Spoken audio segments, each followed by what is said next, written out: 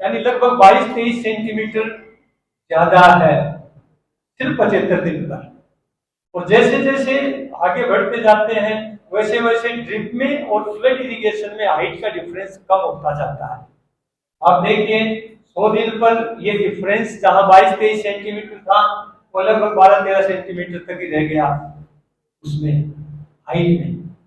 तो ये दो पॉइंट है, मतलब इनिशियल ग्रोथ ज्यादा होती है बूंद बूंद सिंचाई पद्धति में, और उस इनिशियल ग्रोथ का फायदा मैं आपको आगे दिखाऊंगा। देख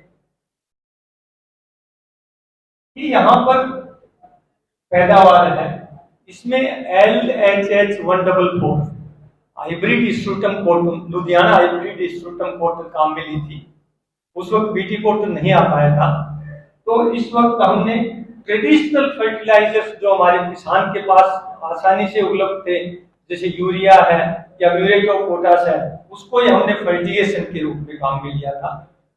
और जो सतही सिंचाई है ये हमने एज पर रिकमेंडेड प्रैक्टिस जो IWC की रेशियो 0.7 है उसी के अनुसार इसमें दिया था। तो आप देखिए जैसे जैसे इरिगेशन का लेवल 0.6 से 1.0 तक बढ़ाते हैं वैसे वैसे पैदावार बढ़ती जाती है। और इसमें वाटर यूज एफिशिएंसी आप देखेंगे तो फ्लड इरिगेशन और फरो इरिगेशन की बजाय वाटर यूज एफिशिएंसी ज्यादा मिलती है हमारे। टोटल वाटर यूज देखेंगे तो इसमें भी काफी अंतर है। नेक्स्ट, इस एक्सपेरिमेंट में हमने मुंबई लिंट के सैंपल्स भी भेजे थे, रुई के सैंपल्स भेजे थे, और उसमें हमने देखा कि क्वालिटी में भी इंप्रूवमेंट हो रहा है। जहां पर बूंद बूंद सिंचाई पद्धति है वहां पर स्टेपल लेंथ आप देख सकते हैं यहाँ 26 है, वहां लगभग 28 है। तो स्टेपल लेंथ में क्लियर कट अंतर आ रहा है। इसी तरह से सॉल्ट फाइबर कंटेंट है, यहाँ देखो फ्लड इरिगेशन में 12% आ रहे हैं सॉल्ट फाइबर कंटेंट, और जहां बूंद बूंद सिंचाई पद्धति है वहां 7 से 8 ही आ रहे हैं। इसी तरह से आप इसकी स्ट्रेंथ देखेंगे, फाइबर की स्ट्रेंथ देखेंगे तो भी वह बूंद बूंद सिंचाई पद्धति में ज्यादा आ रही है। मेरे कहने का तात्पर्य यह है कि सिर्फ पानी की बचत ही नहीं हो रही है, जो लिंट की क्वालिटी है, फाइबर की क्वालिटी है, वह भी बूंद बूंद सिंचाई पद्धति में इंप्रूव हो रही है। इस एक्सपेरिमेंट में एंटोमोलॉजिस्ट भी हमारे साथ थे और उन्होंने पेस्ट पॉपुलेशन के डेटा लिए हैं। यहाँ पर आप देखेंगे कि व्हाइट फ्लाई की संख्या में नॉन सिग्निफिकेंट डिफरेंस है, हालांकि न्यूमेरिकली कम है परंतु डिफरेंस है वो नॉन सिग्निफिकेंट है। परंतु percentage infestation of spotted volume देखेंगे तो यहाँ पर सिग्निफिकेंट अंतर आ रहा है। जहाँ पर बूंद बूंद सिंचाई पद्धति है वहां पर इन्फेस्टेशन कम आ रहा है, और जहां सतही सिंचाई पद्धति है वहां इन्फेस्टेशन ज्यादा आ रहा है। नेक्स्ट,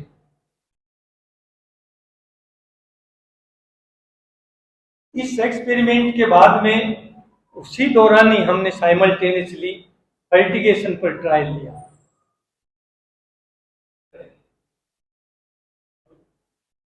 जैसा मैंने आपको बताया कि फर्टिगेशन में उस वक्त हमने ट्रेडिशनल फर्टिलाइजर ही काम में लिए, मतलब नाइट्रोजन और फास्फोरस की जो रिकमेंडेड डोज है वो 100% थी और 75% थी। इसी तरह से उसके स्प्लिट्स कर लिए, 4 स्प्लिट्स में दी और 6 स्प्लिट्स में दी, मतलब 20 दिन के अंतराल में जो दी वह 4 भागों में बांट के दी और 15 दिन के अंतराल में दी वह 6 भागों में बांट के दी।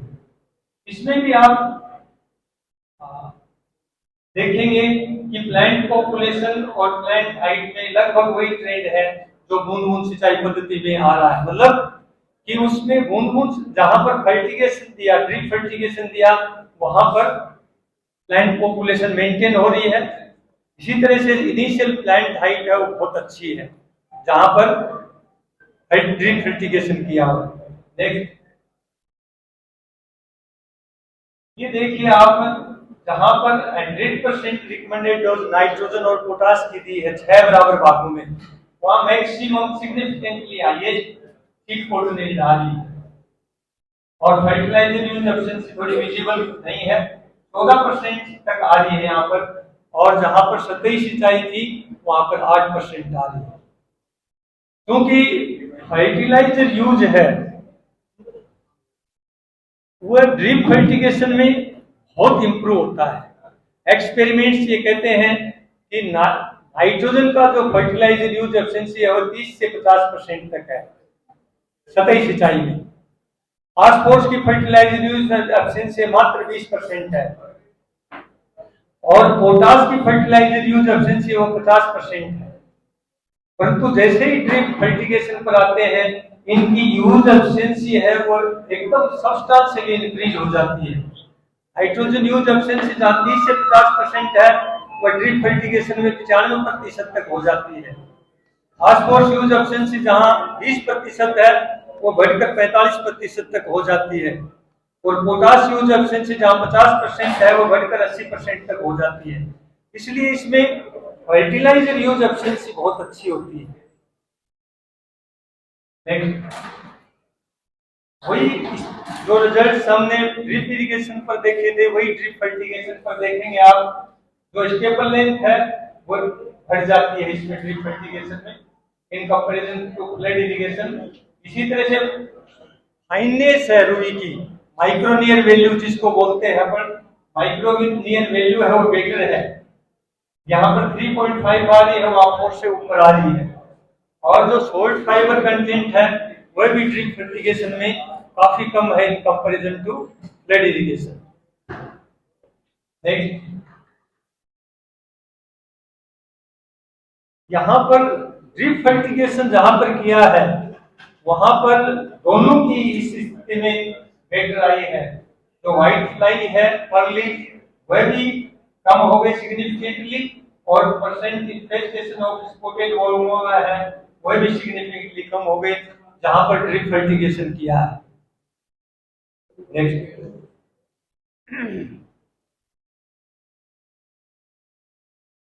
अब ये क्रॉप ज्योमेट्री पर है, उसमें भी हमने क्रॉप ज्योमेट्री पर LHH 144 पर भी क्रॉप ज्योमेट्री पर लिया था।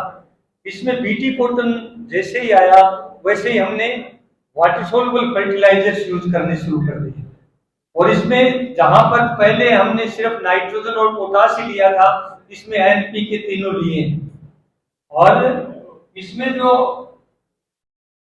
क्रॉप ज्योमेट्री है वो बेड प्लांटिंग है।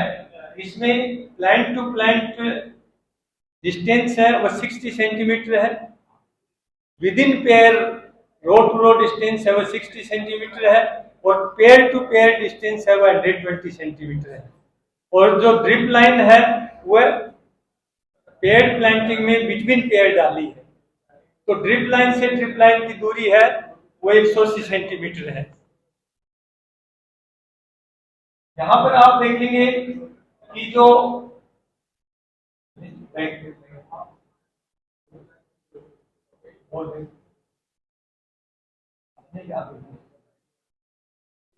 यहां पर आप देखेंगे कि लाइन से लाइन सिंगल रो भी लिए हैं। लाइन से लाइन की दूरी 90 सेंटीमीटर भी रखी है, 108 सेंटीमीटर भी रखी है, जो रिकमेंडेड 120 सेंटीमीटर भी रखी है और 135 सेंटीमीटर भी रखी है। प्लांट टू प्लांट सब में 60 सेंटीमीटर है। यहाँ पर जो है वो एंड है जैसे 135 सेंटीमीटर रो टू रो रखी वही सिग्निफिकेंट रिडक्शन हो गया है। ऊपर वाली जो है उसमें 8 पार एज आ रही है इसलिए हमने पेड प्लांटिंग रिकमेंड की क्योंकि पेड प्लांटिंग में ड्रिप पोस्ट है वो जो हम 90 सेंटीमीटर की बजाय 50% ड्रिप पोस्ट हो रही है यहाँ पर। तो उस दृष्टि को देखते हुए यहाँ पेड प्लांटिंग रखी है और पेड प्लांटिंग से ही फिर जो भी हमारे फर्टिगेशन के एक्सपेरिमेंट हुए या ड्रिप इरिगेशन के एक्सपेरिमेंट हुए वो सारे के सारे पेड प्लांटिंग में ही आए। इसमें 0.6 से लेके 1.2 ETC तक ड्रिप के ट्रीटमेंट्स रखे हैं और इसमें आप देखोगे कि सीड कोऑर्डिनेट मैक्सिमम 1.2 ETC पर आ रही है परंतु ये 8 पार है, 1 ETC के 8 पार है। इसलिए इसमें रिकमेंडेशन दी है कि 1 ETC पर इसमें ड्रिप इरिगेशन करना चाहिए। अब ETC तो किसान हमारा समझता नहीं है तो हमने पैकेज ऑफ प्रैक्टिसेस में डे आफ्टर सोइंग की रिकमेंडेशन दे दी, alternate day sorry. Alternate day की रिकमेंडेशन दे दी और उसमें पूरा शेड्यूल दे दिया बिजाई से लेके और लास्ट इरिगेशन तक कि एक दिन छोड़कर एक दिन मंथ वाइज ईटीसी के हिसाब से उसकी रिकमेंडेशन दे दी कि कितना कब कितना पानी यूज करना है। मैं इसमें आपको बताना चाहता हूं कि जो लेआउट है उसमें ड्रिपर से ड्रिपर की दूरी 30 सेंटीमीटर है, एक ड्रिप लाइन से दूसरी ड्रिप लाइन के बीच की दूरी है 180 सेंटीमीटर है, और विद इन रो लाइन से लाइन की दूरी है वो 60 सेंटीमीटर है, वन पेयर से दूसरे पेयर की दूरी है वह 180 सेंटीमीटर है। तो इस तरह से पेड़ प्लांटिंग यूज में ली है। और पेड़ प्लांटिंग का सबसे मोटा एडवांटेज क्या है कि बीच में 120 सेंटीमीटर की दूरी होने से, 4 फुट की दूरी होने से उसमें हवा और लाइट पेनिट्रेशन बहुत अच्छा हो जाता है। दूसरी बात, स्प्रे बड़ी इफेक्टिवली उसमें काम करती है। तो जब स्प्रे इफेक्टिवली काम करेगी, लाइट और एयर का पेनिट्रेशन बहुत अच्छा होगा, तो उसमें पेस्ट कंट्रोल बड़ी आसानी से किया जा सकता है। तो वह इसका एडिशनल एडवांटेज है पेड़ प्लांटिंग का। ये आपको फोटो दिखाई है, ये पर्टिकुलरली इनिशियल स्टेज पर और भी दोनों में गैप रहता है। नीरज जी ने आपको फोटो दिखाई थी एक छोटी स्टेज पर पेड़ प्लांटिंग की, तो इसमें काफी गैप रहता है। ये इरिगेशन शेड्यूल दिया है, वही में जो क्रॉप ज्योमेट्री दी है और जिस तरह से लेआउट हमारे ड्रिप का उस हिसाब से इसमें दी है। वही में 2 घंटे चलाना है, जून में 2 घंटे 30 मिनट, जुलाई में 3 घंटे, अगस्त में 3.5 घंटे, सितंबर में फिर यहाँ पर घट गया इरिगेशन का जो अमाउंट है। अगस्त में मैक्सिमम चलता है, इस वक्त जो क्रॉप फैक्टर है वो सबसे ज्यादा होता है, सबसे ज्यादा कैनोपी होती है। इस वक्त फ्लावरिंग, बॉल फॉर्मेशन और बॉल डेवलपमेंट तीनों स्टेज चलती हुई रहती है। तो ऐसी स्थिति में मैक्सिमम वाटर रिक्वायरमेंट अगस्त में होती है। अगस्त के बाद में वाटर रिक्वायरमेंट घटनी शुरू हो जाती है और अक्टूबर में फिर वापस 1 घंटे 30 मिनट आ जाती है। लगभग 15 अक्टूबर के बाद में फिर इरिगेशन बंद कर दिया जाता है। ऐसी स्थिति में क्या है कि जब ड्रिप इरिगेशन से सिंचाई करते हैं तो सिंक्रोनाइजेशन हो जाता है, वहां फ्लावरिंग लगभग एक साथ आ जाती है, बॉल फॉर्मेशन हो जाती है और पहली ही चुगाई में लगभग 80% रुई है वो चुगी जाती है। लगभग 20 से 25 दिन पहले खेत खाली हो जाता है, तो अगली वीट की क्रॉप है वो टाइमली सोन कर सकते हैं। इसमें एक एडिशनल एडवांटेज और ये है। तो जनरली ये समझा जाता है कि ड्रिप इरिगेशन का मतलब पानी की बचत, सिर्फ पानी की बचत ही नहीं है ड्रिप इरिगेशन से। ड्रिप इरिगेशन से फर्टिलाइजर की भी बचत होती है। बूंद बूंद सिंचाई पद्धति से क्वालिटी में भी इंप्रूव होता है।